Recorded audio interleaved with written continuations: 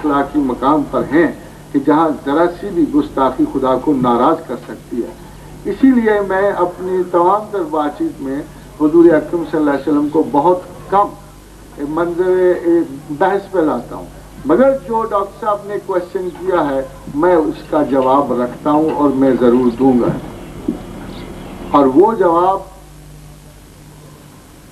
اگر آپ اس وقت چاہیں تو اس وقت دوں گا، ورنہ اگر تھوڑے سے سوال اور ایک اور سوال میرے پاس بڑا پڑا ہوا ہے، آپ اپنا سوال یاد رکھیے گا. We'll wind up this question if you don't mind. Excuse me, I have answer for that. جو انہوں نے فرمایا ہے ڈاکٹر صاحب نے، آپ دینا ان کو. ابھی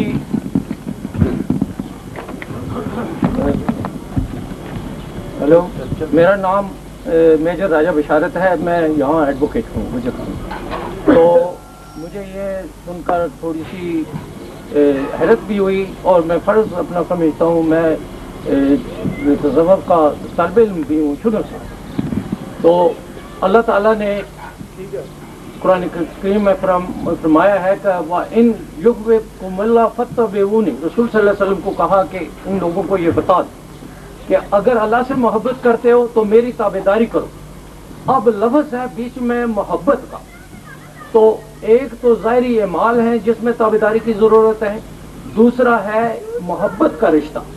تو جس طرح رسول صلی اللہ علیہ وسلم اللہ سے محبت کرتے ہیں، اگر ہم ان کی تابعداری اسی رنگ میں کریں تو پھر ہمارا محبت کے مقابلے میں کوئی لاجک نہیں، ایمان بالغیب پر کرنا پڑتا ہے، اور کوئی بڑے سے بڑا لاجک جو ہے، جیسے ڈاکٹر اقبال کا بتایا، انہوں نے تفصیل میں بیک گراؤنڈ نہیں بتائی، لیکن میرے خیال میں اور قرآن شریف کی جو روشنی جو آیت میں نے کوٹ کی ہے، اس کی روشنی میں وہ محبت کا رشتہ ہے، اور جب محبت کا رشتہ بیچ میں آ جاتا ہے تو سارے لاجک ختم ہو جاتے ہیں. Thank you.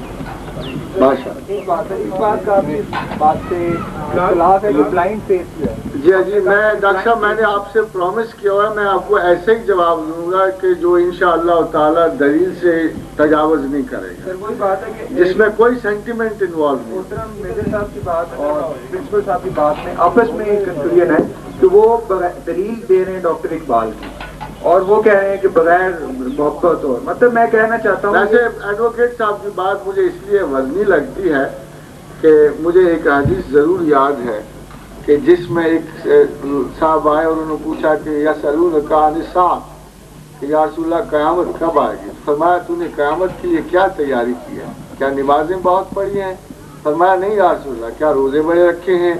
کیا خیرات و صدقات بڑے کیے ہیں؟ تو ہر مرتبہ وہ نفی میں جواب دیتا رہا.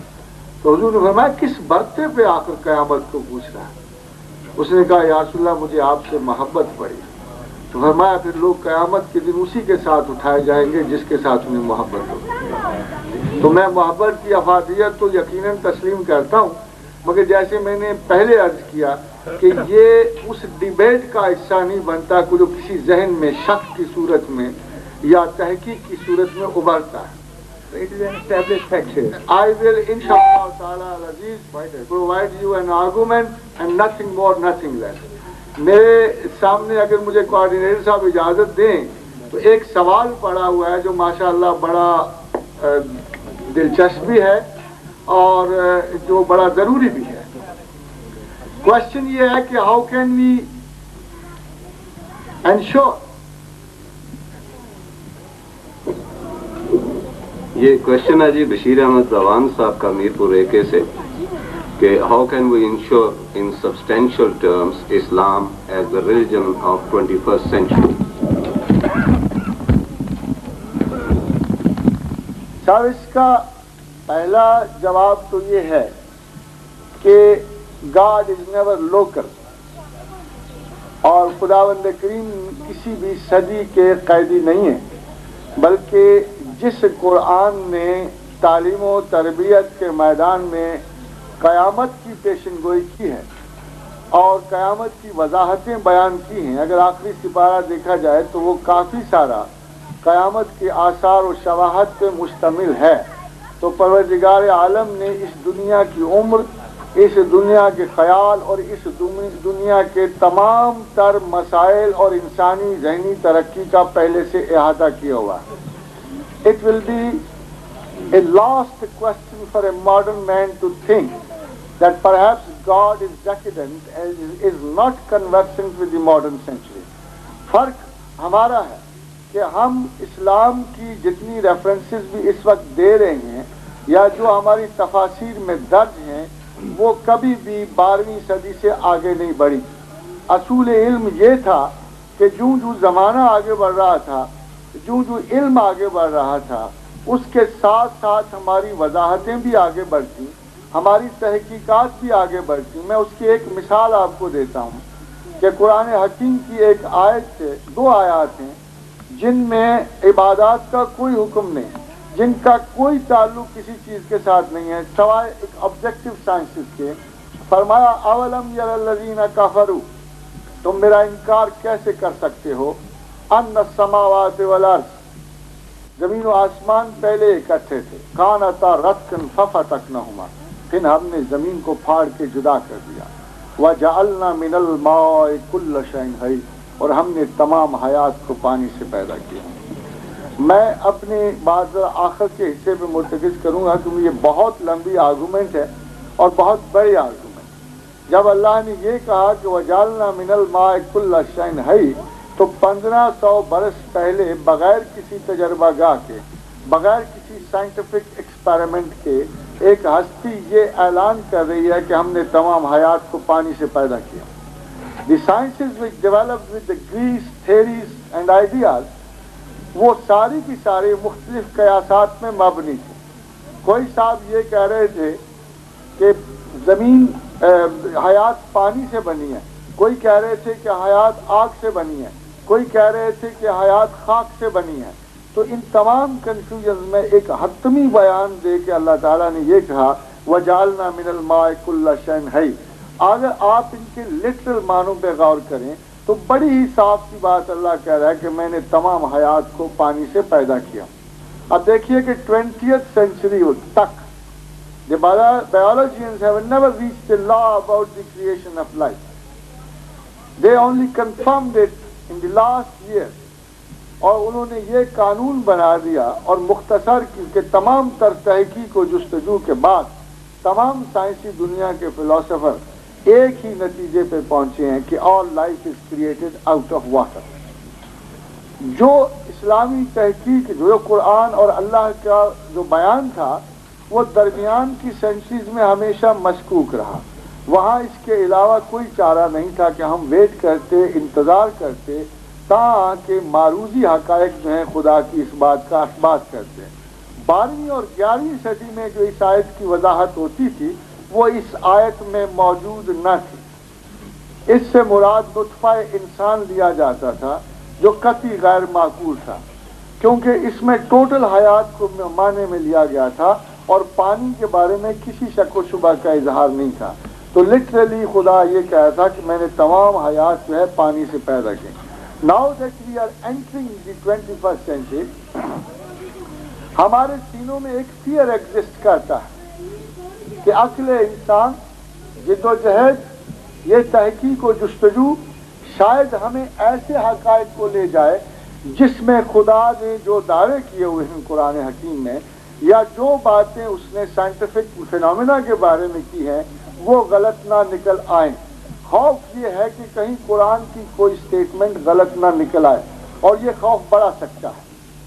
اس لیے کہ اگر خدا کی بات کوئی غلط نکل آئی تو کم از کم اس سینچری کا بیلیور جو ہے کبھی بھی حقیقت میں خدا کو نہیں مان سکے گا. اس لیے کہ حقائق کچھ اور کہہ رہے ہوں گے، خدا کچھ اور کہہ رہا ہوگا. تو وہاں انسانی تجسس یا تو اپنی کم فہمی کا اعتراف کرے گی یا یہ فتویٰ صادر کر دے گی کہ یہ کتاب اللہ نہیں ہے اور خدا جو انفالبل اتھارٹی ہے انفالبل اتھارٹی نہیں ہے. اس لیے یہ خوف جو ہے میں نے آپ سے عرض کیا کہ سیکولر فلسفی اور ہماری جدید ترین تعلیم سے ابھرا ہے، مگر پچھلے 30 سالوں سے جتنے جدید ترین حقائق سے میں قرآن کا مطالعہ کر رہا ہوں مجھے ایک بڑی حیرت کی بات لگتی ہے کہ قرآن و حدیث مل کر جس سائنسی ترقی کی طرف اشارہ کر رہے ہیں وہ ابھی نہیں پہنچے. दज्जाल के ज़िमन में हदीस फरमाते हुए हजूर अकरम सल्लल्लाहु अलैहि वसल्लम ने फरमाया कि एक शख्स रसूलुल्लाह सल्लल्लाहु अलैहि वसल्लम के पास आएगा और कहेगा कि क्या तू मेरा भाई जिंदा कर सकता है? दज्जाल कहेगा कहाँ कर सकता हूँ। वो उसे कहेगा कि मेरा भाई जिंदा कर। वो उसका भाई उसके लिए जिंदा करेगा। असहाब रसूल ने फरमाया या रसूलुल्लाह सल्लल्लाहु अलैहि वसल्लम क्या ये वही शख्स होगा? फरमाया नहीं, उसकी मिसाल होगा। हज़रात मोहतरम, जेनेटिक इंजीनियरिंग जिस डेस्परेशन के साथ तरक्की कर रही है और जिस तेजी से 21वीं सदी की लीडिंग नॉलेज हो गई, 21वीं सदी की लीडिंग नॉलेज जो है वो जेनेटिक इंजीनियरिंग, और जेनेटिक इंजीनियरिंग जो है अभी इस हदीस के मकाम तक नहीं पहुंची कि वो इसके एक इंसान को टोटली रिकंस्ट्रक्ट कर ले उसके डबल हीलिक्स से, उसके डीएनए स्ट्रक्चर के डबल हीलिक्स से। अभी वो इस काबिल नहीं हुए, मगर हदीस ये इशारा कर रही है कि इंसान इस काबिल हो जाएगा कि exact replica of a human being can be created in laboratory और इन टेस्ट ट्यूब। तो 21वीं सदी का जहां तक ताल्लुक है, इस्लाम इससे बहुत आगे है। इतना आगे है कि वो डे ऑफ डूम को प्रिडिक्ट करता है। वो पूरे इंसानी तहजीब के काफिले का अंजाम प्रिडिक्ट करता है। मगर फर्क ये है कि ये क्वेश्चन इस्लाम पर लागू नहीं होगा, इस्लाम के मानने वालों पर लागू होगा। अगर हमने अपनी तालीम को बाइफरकेट कर दिया, तकसीम कर दिया, दीनो दुनिया को अलहदा समझा और दीन को फरार दुनिया का एक जरिया बनाया, तजस्सुस को छोड़ दिया और कुरान की इस आयत को छोड़ दिया कि रब्बना मा खलक़्ता हाज़ा बातिला, कि दुआ ये कर कि कहे कि ऐ मेरे रब तूने ये बातिल तख्लीक नहीं किया, सुब्हानका फ़क़िना अज़ाबन नार। ये हमारे सोचने समझने पढ़ने लिखने की बातें हैं, हमारे अंदाज फिक्र की बात है कि जब तक हम अपने इर्द गिर्दो पेश के उलूम को हासिल न करेंगे।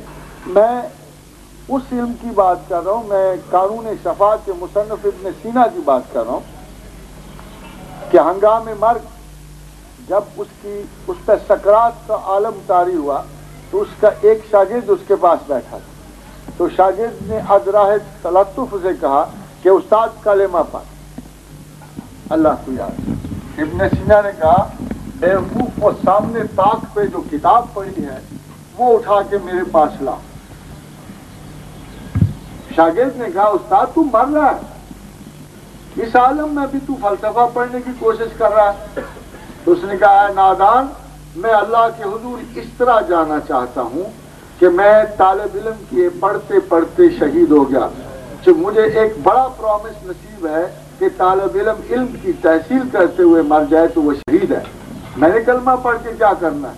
मैं तो खुदा के हुजूर इस तरह जाना चाहता हूँ कि खुदा को यकीन हो कि ये आखिरी लम्हे में भी तहसील इल्म कर रहा था। तो साहिब जवाल से मेरी दरख्वास्त सिर्फ इतनी है कि 21वीं सदी में इस्लाम का नहीं बल्कि मुसलमान के एटीट्यूड का बड़ा रोल है। अगर हम इसी तरह डॉगमेटिक और सेकुलर में तकसीम होते गए और अगर हमने खुदावंद करीम को उसकी किताब को एक आला तरीन कायनाती डाटा समझ कर मुताला न किया, न समझा, न गौर फिक्र की आदत डाली, there is know career of Islam in the 21st century.